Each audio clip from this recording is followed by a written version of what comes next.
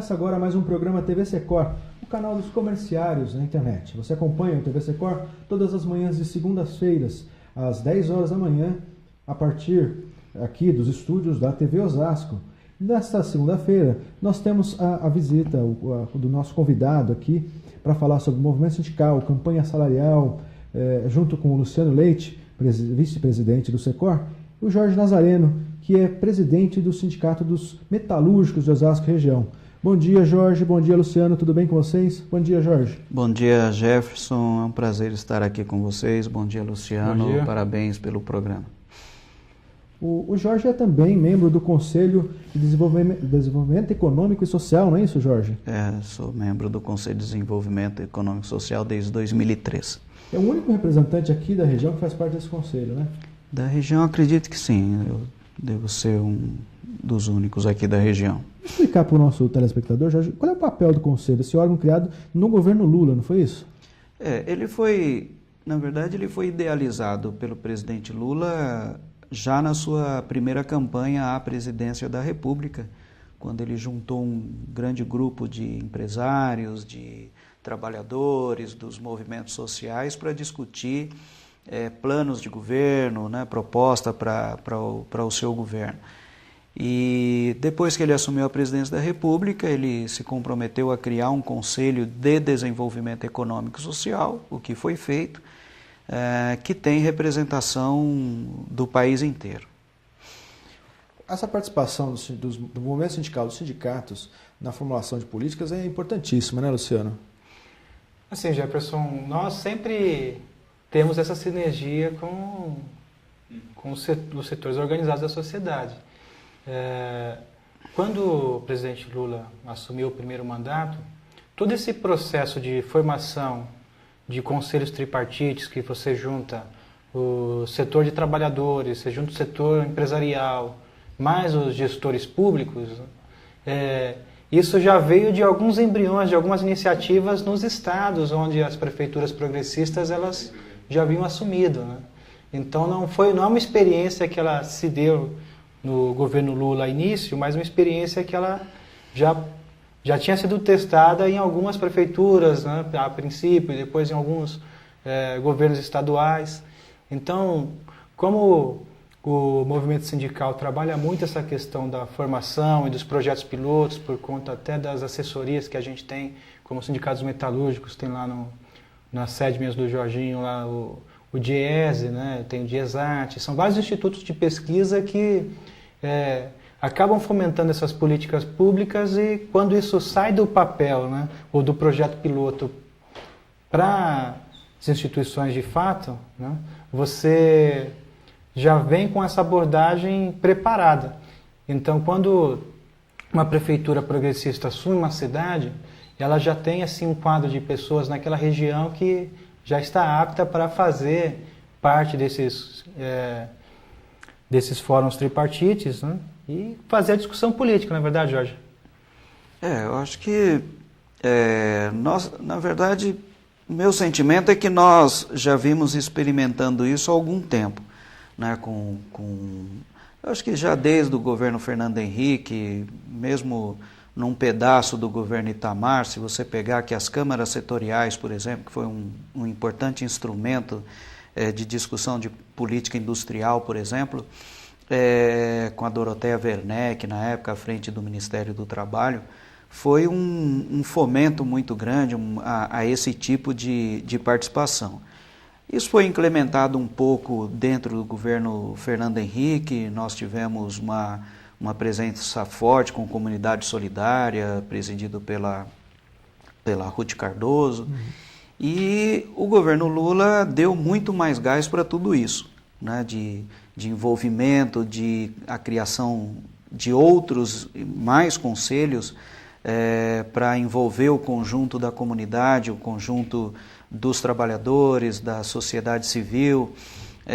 E isso fez crescer a participação popular. Hoje ela realmente é muito grande, tem espaço para todos, não só a nível de governo federal, mas mesmo a nível de governo do estado, ainda no caso de São Paulo ainda é um pouco tímido, mas existe, nos municípios, ou seja, os conselhos existem, né? O governo tem feito inúmeras conferências nacionais, estaduais, municipais, para discutir políticas públicas.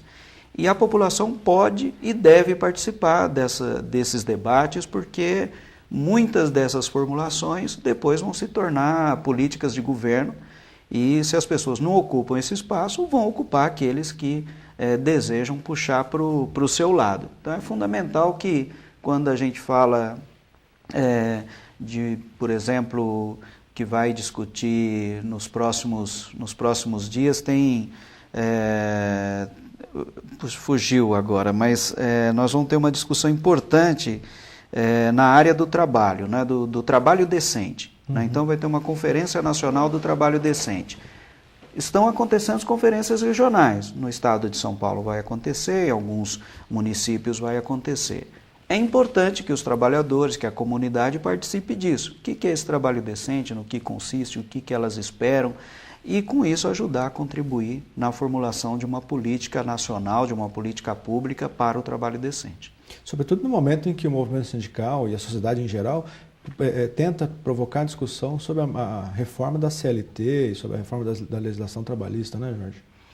Sobretudo no momento em que o país vem experimentando níveis de crescimento bastante acentuados, uma empregabilidade, uma condição de emprego bastante favorável, né? O país hoje passa por uma situação de quase pleno emprego, um índice relativamente baixo de desemprego, mas que ao mesmo tempo a demanda de empresas, de setores por produção, de exigências de qualidade, de produtividade, são muito grandes e impacta diretamente a vida dos trabalhadores.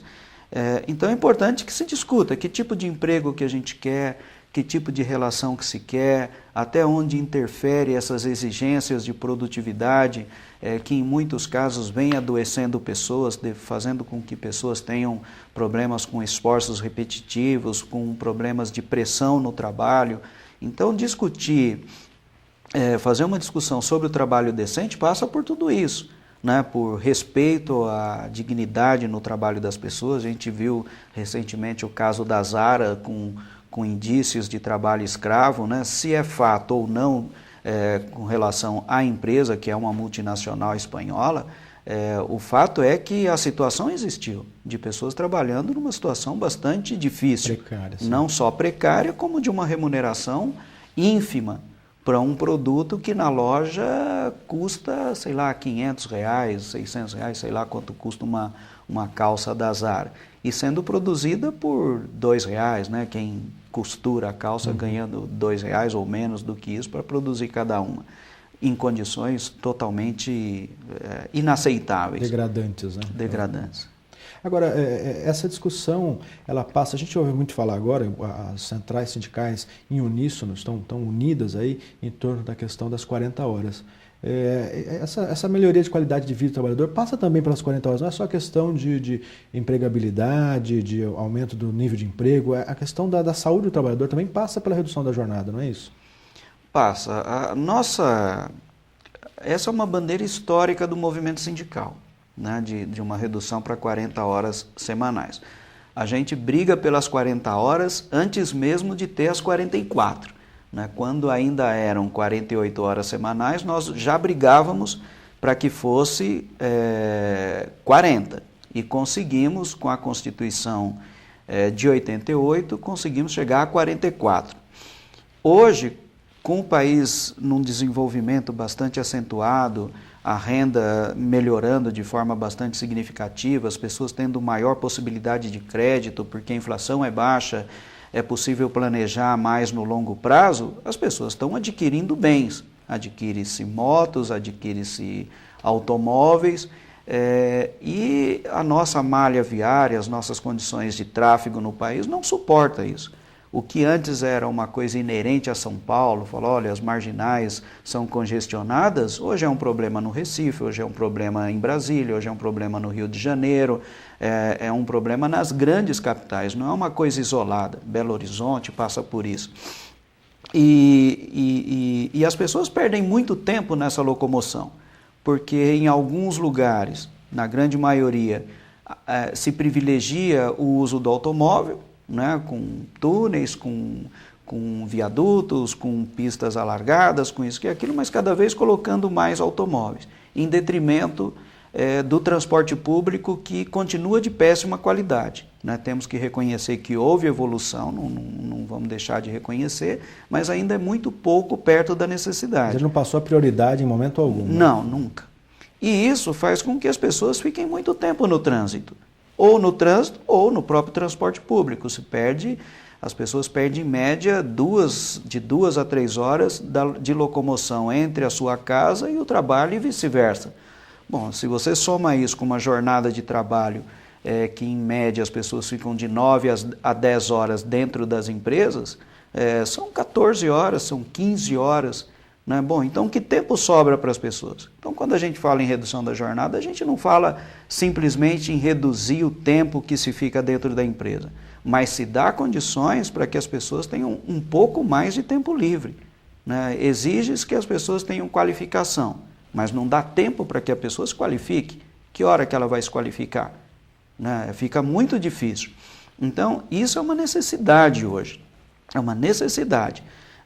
As pessoas são, e também porque gera emprego, é fato que gera emprego, pode não gerar exatamente os números como eles são friamente, né, da ordem de 2 milhões de empregos, mas seguramente a redução da jornada gerará emprego. Então, geração de emprego e qualidade de vida são imprescindíveis para uma população como a brasileira, que vem crescendo. As 40 horas são uma bandeira importante dos comerciários de Osasco região, né, Luciano? Com certeza. A jornada ela é sempre um problema, Jefferson, histórico. Né? Nós temos aí, como o Jorginho resgatou a Constituição de 88, né? Mas nós possamos fazer um resgate histórico mesmo, né, Jorge? Poderíamos falar de 100 anos de luta da classe trabalhadora pela redução da jornada. Né? Você percebe que nós estamos aí, já passamos do século, nós estamos no século XX, né? 21. Passamos do século XX, já estamos no século XXI e ainda enfrentamos os mesmos problemas que nós vivíamos no século passado, que é o problema com a jornada, são os problemas com a saúde, que são os problemas com a violência, seja ela no campo. Nós não conseguimos ainda, Jorge, resolver o problema da reforma agrária no Brasil. Então, todos os países desenvolvidos, Jorge, que fizeram a sua reforma agrária no século passado, na Europa, por exemplo, hoje eles têm muito menos problemas do que nós enfrentamos, né? Em várias áreas, no que diz respeito ao trabalhador do campo também. Então, quando você transfere isso para a área urbana, né, nós estávamos falando sobre o trânsito, como o Jorge disse. Se você coloca uma jornada reduzida, você também, hipoteticamente, reduz, né, o transtorno que o trânsito causa, né, esse caos do trânsito o tempo todo, porque você vai ter pessoas por um período maior, né, fora de casa, né, então, se você tem uma jornada que começa às 8, outra que começa às 14, outra que começa às 16, então você dividiu as pessoas, né, dentro do dia. As pessoas vão sair de casa em horários diferentes. Hipoteticamente, resolve também um pouco... o famoso horário de rush. O horário de rush você teria, por exemplo, 1/3 a menos de pessoas, né, saindo ou chegando. Isso é um fator também que é importante a gente observar. Acho né? que seria muito mais efetivo do que o rodízio de placas, né? Exato. Agora, assim, a questão da jornada no comércio, assim, eu particularmente entendo como um processo inexorável. Não tem como você mudar a jornada do comércio hoje no Brasil, né? Eu tenho certeza que muita gente vai jogar umas pedras em mim quando eu sair daqui do programa, mas toda essa conjuntura atual de crescimento econômico, como o Jorge colocou, e muito bem colocado, Jorge, parabéns para a tua fala, ela criou um sistema onde as pessoas precisam que o comércio ele funcione basicamente 24 horas por dia, né? Então hoje a sociedade nas grandes capitais elas não conseguem mais ter o comércio livre, né, fechado nos finais de semana, como nós lutávamos anteriormente. Por isso que a questão da redução da jornada para nós é fundamental. É a era da informação, mas é também a era do consumo, né? Exatamente. Então nós não temos problema, por exemplo, com a pessoa trabalhar 2 domingos por mês, desde que ela folgue 2 domingos também. Nós não temos problema que a pessoa trabalhe, o problema é o excesso da jornada. Então, com a redução, você cria os postos de trabalho que são necessários e você divide o excesso de trabalho, que é o que adoece o trabalhador também, para mais pessoas, né? Todo mundo se beneficia dessa forma. Ok, bom. O programa TV Secor vai fazer agora um rápido intervalo e a gente já volta. Continue ligado na programação em tvosasco.com.br.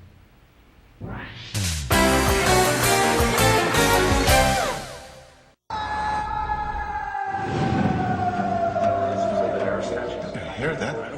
What?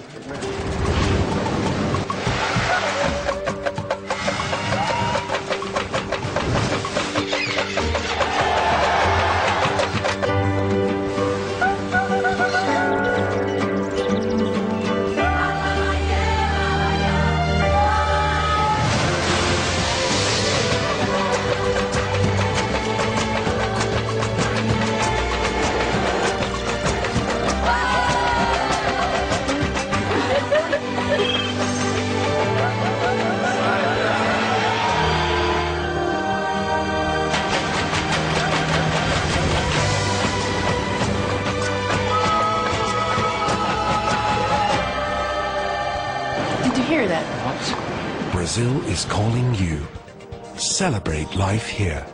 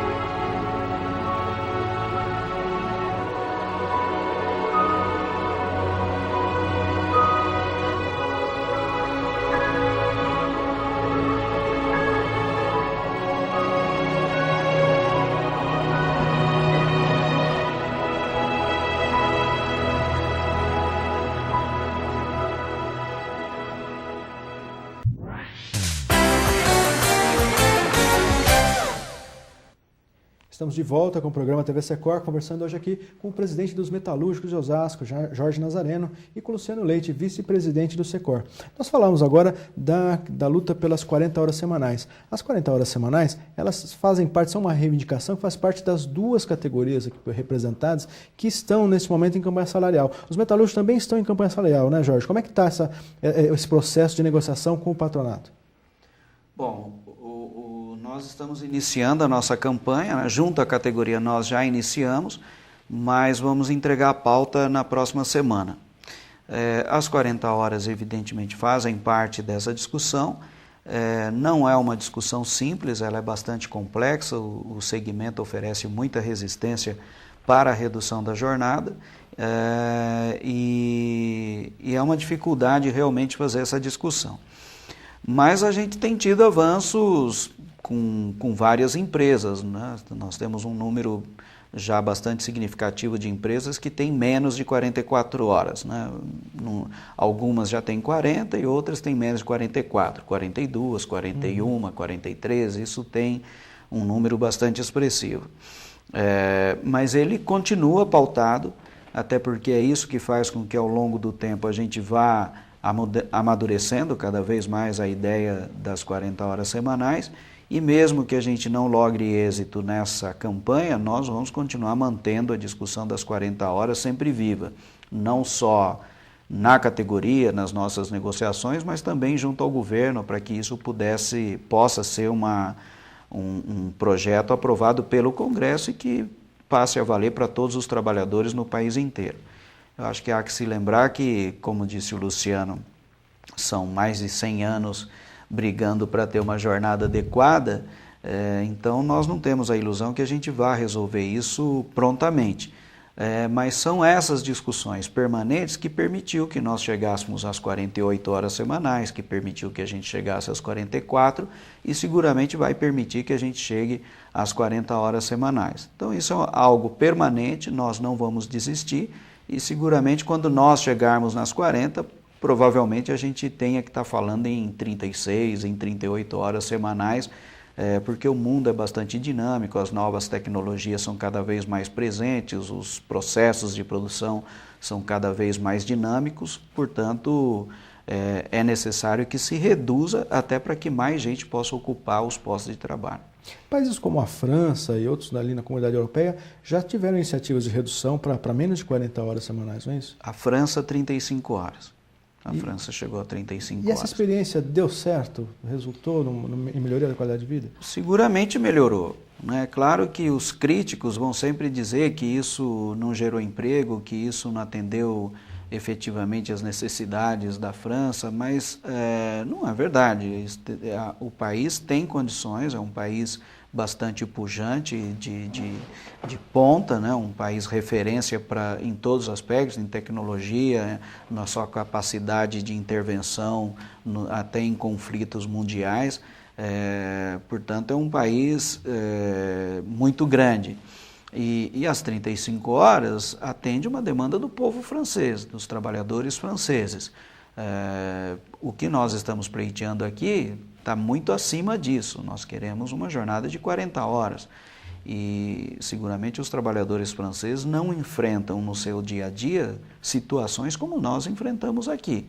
E a gente estranha muito quando há muita choradeira de algumas empresas aqui, porque algumas têm suas matrizes fora do país, né? Então, se pegar a Renault, por exemplo, a matriz dela é na França. Pegar a Peugeot, a matriz dela é na França. E por que lá tem condições e aqui não tem? Não é? Muitas vezes com salários comparativamente mais altos, inclusive. Né? Infinitamente mais altos. Né? Os franceses têm uma condição de vida e ganhos trabalhistas infinitamente maiores do que o daqui. E os governos sempre estão tentando derrubar. Mas a organização dos trabalhadores franceses, a formação dos trabalhadores franceses não permite que isso ocorra.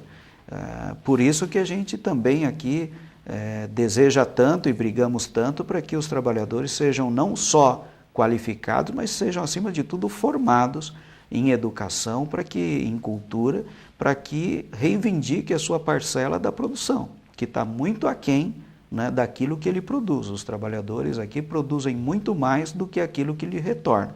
Então, nós queremos simplesmente a parte que nos cabe. Então, há algum tempo, as campanhas salariais incorporaram o expediente da participação nos lucros e resultados, né? Isso vem ganhando uma importância cada vez maior nas negociações, principalmente depois do fim da inflação, Jorge? É um expediente importante, né? Nós temos isso já desde 94, né? No final do governo do Itamar Franco que foi editada uma medida provisória que depois se transformou em lei. É importante fazer um registro que, Luciano, se você me permite, mas esse tem uma componente muito forte do Paulinho, presidente da Força Sindical, à época presidente dos Sindicatos Metalúrgicos de São Paulo, acreditou muito nisso, negociou junto. Quem teve um papel importante também foi o Sindicato da Micro e Pequena Empresa, o Joseph Cury, e conseguiram arrancar essa medida provisória do Itamar Franco. E isso ganhou corpo. Então, hoje é muito presente, é uma discussão de todas as categorias, discutem participação em lucros e resultados. É importante que se ressalte lucros e resultados, que nem sempre o ganho está relacionado ao lucro, mas também aos resultados. E os trabalhadores vêm tendo, né, os metalúrgicos, eu posso falar com mais propriedade, nós temos conseguido valores bastante significativos para o conjunto da categoria. Mas há que se ter alguns cuidados, porque o lucro ou o resultado, ele tem que ser algo de bom senso, né? Nós não podemos, em detrimento de querer ter lucro ou participação a qualquer custo, sacrificarmos a saúde e a segurança dos trabalhadores, que em alguns casos as exigências por produtividade, por exemplo, são incompatíveis com aquilo que se quer apresentar como lucro ou resultado. Esse ano, na campanha salarial, o Secor está inovando com uma cláusula chamada apelidada de pense, né? Que além de participar dos resultados coletivamente, já está previsto na convenção coletiva, procura premiar as boas ideias do trabalhador, não é isso, Luciano? Verdade, Jefferson. O pense, né, é uma sigla, na verdade, para o programa, que é o Programa Especial de Novidades e Sugestões das Empresas, né? Então, novidades e sugestões das empresas. Então, é uma cláusula que está praticamente aprovada já na nossa convenção também, assim como a redução do banco de horas já é uma verdade para nós, já faz parte da pauta. Nós estamos reduzindo o banco de horas, que era de 100 horas com 120 dias, né? Uhum. Estamos reduzindo a um terço desses percentuais também, né? O que diminui o excesso de jornada para o trabalhador, então demonstra uma preocupação do sindicato com essa questão da jornada. A longo prazo a gente está resolvendo de maneira assim, muito específica essa questão do banco de horas, né? E o Programa Especial de Novidades e Sugestões das Empresas, ele é a PLR do pensamento. Então, todos os trabalhadores eles terão incluídos nesse programa, né, a redução dos custos com a produção da empresa, com as atividades essenciais da empresa, e aqueles valores que forem reduzidos, por exemplo, dos custos da empresa, eles retornariam ao trabalhador em forma de uma bonificação. Então, nós estamos ainda em fase de fechamento da redação desse texto. Por conta disso, não dá para a gente dizer exatamente, de uma forma específica, o texto final, né? Porque ele está na mesa de negociação com o setor patronal. Então, o setor patronal já aceitou essa forma de PLR, né, para a sua convenção, assim como já aceitou também a redução do banco de horas, né? E para nós fecharmos hoje, por exemplo, é um dia, praticamente o dia D, né? Nós estamos enviando para o setor patronal uma proposta final de negociação, porque nós estávamos entre os 12% e os 10%. O sindicato patronal não estava querendo chegar nesses 2 dígitos de 10%, que seria o índice mínimo, né, que nós estávamos sugerindo. E possivelmente hoje nós tenhamos alguma novidade, né? Então, dizer para você, internauta que está nos assistindo, que é possível que hoje nós tenhamos, além do índice definido, né, já o acerto final das cláusulas da convenção coletiva, que nossa database é 1º de setembro. E todo trabalhador, né, vai receber esse valor retroativo ao mês de setembro também. Então, são algumas coisas que são básicas aí da nossa convenção, né? E com certeza, se você tiver alguma sugestão ainda para a mesa de negociação, é importante mandar aí, entrar em contato conosco, né? O Neto, que é o presidente do sindicato, vai estar ansioso aí para receber essas ideias, inclusive para melhorar o programa desse programa de